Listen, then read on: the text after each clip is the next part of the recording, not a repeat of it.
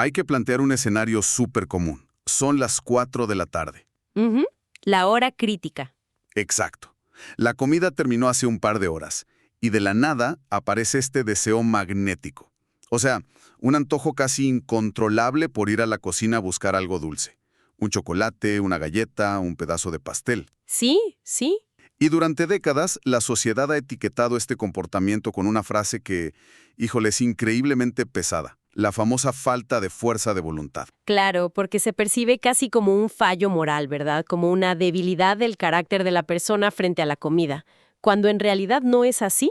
Y justo por eso, hoy vamos a desarmar ese mito por completo. En el análisis a fondo de hoy, tenemos sobre la mesa un documento clínico fascinante de la Clínica de Medicina Metabólica Activo Vital. Este documento fue elaborado por el doctor Alexis Carrasco Sosa. Y la premisa central, de verdad te vuela la cabeza. Totalmente. Nos dice que esos antojos de carbohidratos no tienen absolutamente nada que ver con la disciplina o la voluntad. Más bien, son un síntoma directo de una condición fisiológica que se llama resistencia a la insulina. O sea, el cuerpo literal está enviando señales de pánico porque cree que se está muriendo de hambre. Y fíjate que lo verdaderamente revelador de este documento no es solo quitar el estigma de la culpa, que ya es un paso enorme, Claro. sino detallar cómo el propio organismo se engaña a sí mismo a nivel neuroendocrino. Cuando el metabolismo empieza a fallar, se activan unas alarmas de emergencia que secuestran por completo los procesos lógicos del cerebro. No, vamos a desempacar todo esto paso a paso. Pero antes de arrancar con los detalles médicos, quiero hacer una pequeña pausa para recordarle a quienes nos escuchan que exploren los otros capítulos del programa. Hay muchísima información valiosísima sobre cómo funciona nuestra biología. Así que la invitación es a compartir este análisis con amigos o familiares, porque seguro conocen a alguien que batalla con estos antojos, y claro, a suscribirse para no perderse los futuros episodios. Es un gran recordatorio, porque esta información empodera muchísimo. Y para empezar a entender por qué se siente esa necesidad tan violenta de azúcar a media tarde, primero tenemos que mirar qué está pasando a nivel celular. A ver, explícanos eso, porque hay una ironía gigante aquí. ¿Por qué diablos una célula se sentiría vacía y hambrienta si la persona acaba de ingerir un plato enorme de comida hace apenas un par de horas? Pues esa es justamente la paradoja que el doctor Carrasco Sosa describe en su texto como inanición en la abundancia. Inanición en la abundancia. ¡Wow! Al cual. Y para entender el mecanismo, hay que ver a la insulina como un mensajero. Básicamente, cuando ingerimos alimentos, especialmente los carbohidratos, el sistema digestivo los descompone en glucosa. Y esa glucosa entra al torrente sanguíneo. En respuesta inmediata, el páncreas libera insulina. El trabajo principal de esta hormona es viajar por la sangre, llegar al tejido muscular y adiposo y activar unos transportadores muy específicos llamados GLUT4. A ver, entonces, es decir, la insulina no mete la energía directamente a la célula, sino que más bien le avisa a la célula que abra la puerta. Exactamente. El transportador GLUT4 es literalmente esa puerta. Si la insulina llega y da la señal correcta, pues esa puerta se abre, la glucosa entra a la célula y ya se convierte en energía utilizable para el cuerpo. Ok. Hasta ahí todo suena perfecto. Sí, el problema surge con la resistencia a la insulina. En este estado, los receptores de la célula están ensordecidos. Híjole. O sea, la insulina llega, envía la señal, pero la puerta simplemente se queda cerrada.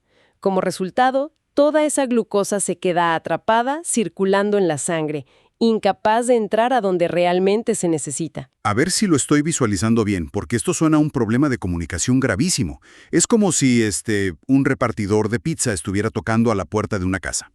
El repartidor trae muchísima comida, que en este caso sería la glucosa. Pero resulta que el timbre está descompuesto y la cerradura está oxidadísima. Ándale, esa es una analogía perfecta.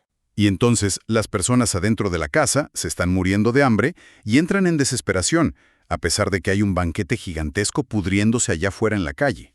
Esa imagen mental ilustra el mecanismo tal cual. Las personas dentro de la casa representan los organelos celulares, específicamente las mitocondrias, que de pronto se dan cuenta de que no tienen combustible. ¿Y qué hace una célula cuando percibe que no tiene energía? Pues lanza señales de alerta máxima. Claro, entra en pánico. Entra en pánico total. Y estas señales químicas viajan directo al hipotálamo, que es el centro de control maestro en el cerebro. Pero a ver, espérame tantito. El cerebro está bañado en sangre, y esa sangre, por lo que acabamos de decir, está llenísima de glucosa. ¿Acaso el cerebro no se da cuenta de que hay muchísima comida disponible flotando por ahí? Es que el cerebro no mide la abundancia en la sangre de la misma manera. Su indicador de saciedad y de seguridad energética a nivel celular viene de esas señales metabólicas. Si el hipotálamo recibe el mensaje de las células que dicen, oye, ¿estamos vacías? Sí. Su conclusión evolutiva e inmediata es que el organismo está atravesando por una época de hambruna severa. Y ante un escenario de inanición, el cerebro activa circuitos de supervivencia que son superprimarios. O sea, no va a sugerir amablemente comer una ensalada de espinacas. No, bueno, fuera. Exige la fuente de energía más rápida y densa posible. Y esa exigencia biológica se manifiesta en nuestra conciencia como un antojo agudísimo, incontrolable, por azúcar o carbohidratos simples. ¡Qué locura! O sea, el cuerpo está saboteándose a sí mismo por una mala comunicación. Pero a ver, si el cerebro entra en pánico y exige azúcar, ¿qué pasa en el cuerpo en el momento exacto en que alguien cede al antojo y se come ese postre a media tarde? Porque, lógicamente, parecería que, al darle el azúcar, pues el pánico debería calmarse. Pues ocurre exactamente lo contrario. Y aquí entramos a lo que la literatura médica llama la montaña rusa glucémica. Al consumir un carbohidrato refinado, que, recordemos, no tiene fibra que frene su absorción, Claro, entra directo. entra de golpe. La glucosa inunda el torrente sanguíneo y se genera un pico vertical. Entonces el páncreas detecta esta inundación repentina de azúcar y como ya sabe que las células están siendo rebeldes y resistentes, entra en un estado de emergencia total. Insulina, para intentar forzar la entrada de esa glucosa. A esto se le conoce clínicamente como hiperinsulinemia compensatoria. O sea que el cuerpo intenta abrir esa puerta atascada usando pura fuerza bruta, como enviando a 100 repartidores de pizza al mismo tiempo a tumbar la puerta. Exactamente. Pero si hay demasiada insulina de golpe, ¿qué crees que le pasa a toda esa glucosa en la sangre? Pues me imagino que desaparece de jalón.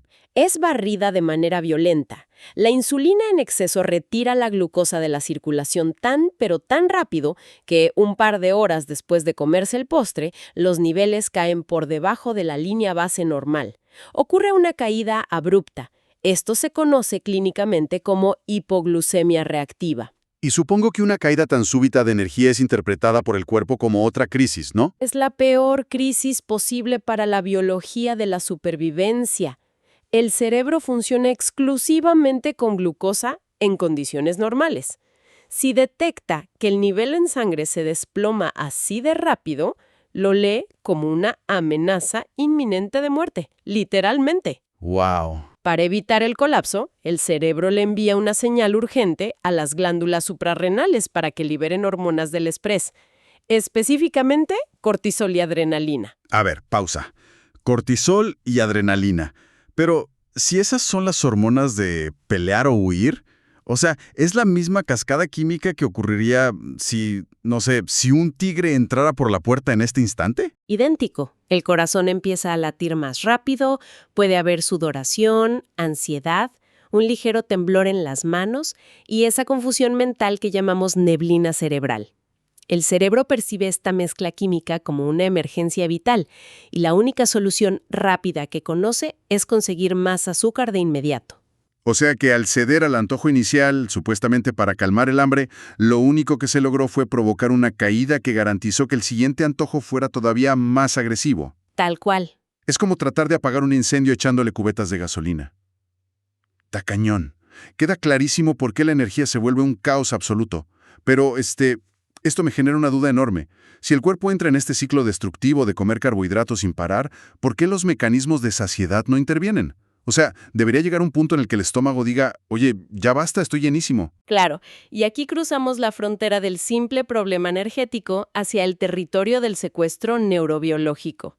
Para entender por qué desaparece la saciedad, hay que hablar de una hormona clave que es la leptina, La famosa leptina. que es la hormona que nos dice cuándo dejar de comer. Principalmente, sí. La leptina se produce en el tejido adiposo, en la grasa, y su mensaje para el cerebro es: oye, tenemos suficientes reservas, frene el apetito y aumenta el gasto energético. Ok. El documento del Dr. Carrasco Sosa cita investigaciones fascinantes sobre esto, como el trabajo de Lennart y Bertud sobre la regulación central de la ingesta. El hallazgo clave aquí es que la insulina y la leptina comparten las mismas vías de señalización neuronal en el hipotálamo. Es decir, que las dos hormonas utilizan, digamos, la misma carretera para llevar sus mensajes al cerebro. Viajan exactamente por las mismas rutas. El gran problema es que, en un estado de resistencia a la insulina, hay hiperinsulinemia crónica. O sea, el páncreas está secretando muchísima insulina todo el tiempo. Y ese tráfico pesado de insulina literalmente bloquea el paso de la leptina. Por lo tanto, el cerebro se vuelve resistente a la señal de saciedad. O sea que la insulina actúa como un embotellamiento gigante en la carretera, y la leptina está atrás tocando el claxon desesperada, diciendo que ya hay llenura, pero el cerebro nunca escucha el mensaje porque hay demasiada insulina haciendo ruido. ¡Ándale! El resultado clínico es que un paciente metabólicamente comprometido puede tener enormes reservas de energía y el estómago a reventar, pero su cerebro vive en la creencia perpetua de que se está muriendo de hambre. Es como ir manejando a toda velocidad y darte cuenta de que los frenos simplemente no responden. Y si los frenos están rotos, pues el instinto dicta seguir comiendo. Pero, a ver, la gente no busca un plato de brócoli cuando tiene estos ataques. Claro que no. Busca alimentos reconfortantes, dulces, ultraprocesados. El documento menciona que el sistema de recompensa también está súper involucrado en todo esto. ¿Qué tiene que ver el placer con este caos metabólico? Tiene muchísimo que ver, y esto se basa en la literatura de neurobiólogos muy reconocidos como Robert Lustig, y también en los análisis de Ventos y sus colaboradores sobre la recompensa alimentaria. Resulta que los picos constantes de glucosa e insulina sobreestimulan los circuitos de recompensa del cerebro, específicamente unas vías que se llaman vías dopaminérgicas mesolímbicas. Ok, las vías de la dopamina, o sea, la hormona de la motivación, del placer, la que nos hace sentir súper bien. Pero a ver, si comes más azúcar, en teoría deberías sentir más placer, ¿no? Es que la biología busca siempre el equilibrio, la homeostasis. Si bombardeas constantemente al cerebro con un estímulo tan agresivo como las cantidades masivas de azúcar que hay en la dieta moderna, el cerebro intenta protegerse. Para evitar ser, literal, freído por tanta sobreestimulación, reduce la cantidad de receptores de dopamina, específicamente los receptores D2. Haz de cuenta que apaga los micrófonos para no ensordecerse con tanto ruido. Ah, ya entiendo. Si apaga los receptores, entonces la misma cantidad de chocolate que antes generaba una sensación súper rica de bienestar, ahora apenas se registra. Se siente como si simplemente no fuera suficiente. Exacto. Y para alcanzar ese nivel de alivio original, el cerebro necesita que consumas una dosis mayor, y luego una dosis todavía más grande. Pero lo que estás describiendo, o sea, necesitar dosis cada vez mayores de una sustancia para lograr el mismo efecto, mientras el cerebro altera su propia arquitectura para tolerarlo, híjole, esa es la definición médica de un ciclo de adicción. ¿Tal cual? Es exactamente el mismo comportamiento que se observa con el consumo de sustancias estupefacientes. Así de grave es. Es un hackeo metabólico y neuronal súper severo. La estructura neuroendocrina de la persona está siendo utilizada en su contra. Imagínate, cuando ocurre ese antojo a las 4 de la tarde, la persona está peleando contra un hipotálamo que grita inanición por el bloqueo de la leptina. Además, tiene a las glándulas suprarrenales inyectando adrenalina a tope por la hipoglucemia. Y por si fuera poco, un sistema de dopamina deprimido que exige dosis enormes de azúcar solo para sentir algo de calma. Llamar a esto falta de voluntad es ignorar por completo toda la ciencia. Es una batalla donde la biología tiene absolutamente todas las de ganar. Es un escenario aterrador, francamente. Porque si la biología está totalmente en tu contra, la pregunta que cualquiera escuchando esto se debe estar haciendo ahorita mismo es, bueno, ¿cómo salimos de este laberinto? ¿Cómo se rompe un ciclo adictivo que está siendo impulsado por las propias hormonas? Y dime, por favor, que la respuesta de la clínica Activo Vital no es una de esas dietas restrictivas donde mides cada gramo de comida y te la pasas miserable todo el día. No. Afortunadamente no. El enfoque del Dr. Carrasco Sosa se aleja por completo de esa restricción calórica punitiva, porque piénsalo, si el problema es hormonal, la solución tiene que ser hormonal. Contar calorías no arregla la resistencia a la insulina ni repara la señalización de la leptina. Claro, no ataca la raíz. Exacto. El objetivo del protocolo clínico de ellos es lograr lo que llaman la soberanía biológica. Esto significa estabilizar el entorno endocrino, pero sin pasar hambre. Suena increíble. Y dentro de esos protocolos, mencionan una estrategia que me llamó mucho la atención, llamada secuenciamiento nutricional, que la verdad suena como a término de ingeniería de software. ¿Qué significa alterar la secuencia de lo que comemos y cómo nos ayuda en el día a día? Es una de las herramientas más poderosas y, sobre todo, prácticas. El secuenciamiento nutricional dicta simplemente el orden en el que se deben ingerir los alimentos durante una sola comida. El protocolo establece que primero siempre se debe consumir la fibra, principalmente los vegetales, luego las proteínas y las grasas. Ujú. Y ya si se van a consumir carbohidratos o almidones, se dejan estrictamente para el final. A ver, aquí me quiero poner un poco escéptico. Si te comes una ensalada, luego te comes un filete y al final un poco de arroz, todo eso va a terminar mezclado en el mismo estómago de todos modos. ¿Qué diferencia real hace el orden si los ingredientes que entran son exactamente los mismos? Es una duda súper común, pero la diferencia radica en la fisiología del vaciado gástrico. El estómago no es simplemente una bolsa estática donde todo cae y se licúa al instante. Cuando consumes la fibra primero, esta llega al intestino delgado y crea una especie de malla, una capa viscosa en las paredes intestinales. Luego, cuando entran las proteínas y las grasas, estas ralentizan drásticamente todo el proceso de vaciado del estómago. O sea que estás construyendo como una barrera física, un filtro de absorción lenta antes de que llegue el azúcar. Efectivamente. Cuando el carbohidrato finalmente entra al final de la comida, su digestión y su absorción se ven súper obstaculizadas por esa malla de fibra y por la presencia de las proteínas. Entonces, la glucosa gotea lentamente hacia la sangre en lugar de entrar como un tsunami. Al aplanar esa curva de glucosa, se evita el pico violento. Y si no hay pico de glucosa, pues el páncreas no necesita liberar cantidades masivas de insulina. Mantienes a la insulina súper estable y silenciosa. Exacto. Y si la insulina está en niveles bajos, la leptina por fin puede circular libremente por esa carretera neuronal y decirle al cerebro, oye, ya estamos llenos. Es brillante, la verdad. Es fisiología pura. Y también mencionan que, en general, se debe priorizar el consumo de grasas saludables y proteínas densas. Me imagino que sigue la misma lógica, ¿no? Totalmente. Los macronutrientes tienen impactos muy diferentes en la hormona. Mientras que los carbohidratos disparan la insulina casi de inmediato, las proteínas tienen un impacto bastante moderado y las grasas saludables tienen un impacto casi nulo. Entonces, basar la alimentación en proteínas y grasas permite nutrir a la célula dándole materiales de construcción y energía real, pero sin despertar a la bestia de la hiperinsulinemia. Todo esto tiene muchísimo sentido para ir sanando el metabolismo a mediano y largo plazo. Pero me quiero poner en los zapatos de alguien que apenas está empezando. Y la resistencia a la insulina sigue ahí. Claro, el síntoma sigue vivo. Exacto. Llega la crisis de las 4 de la tarde. El antojo golpea con todo. Las manos sudan, el cerebro exige pastel a gritos. ¿Qué propone este protocolo clínico para ese momento exacto? O sea, para apagar la emergencia sin echarle más gasolina al fuego. Esa es la prueba de fuego. Y el manejo agudo de esta hipoglucemia reactiva tiene un enfoque que parece muy contraintuitivo. La respuesta inmediata del protocolo no es darle azúcar al cerebro, sino corregir la señalización nerviosa y proporcionar una energía alternativa que no dispare la insulina. El protocolo sugiere comenzar con una hidratación profunda, pero acompañada de electrolitos, específicamente sodio y magnesio. A ver, pausa. Tomar agua con sal y magnesio para combatir un antojo incontrolable de donas. Suena como a magia negra. ¿Por qué funcionaría algo así?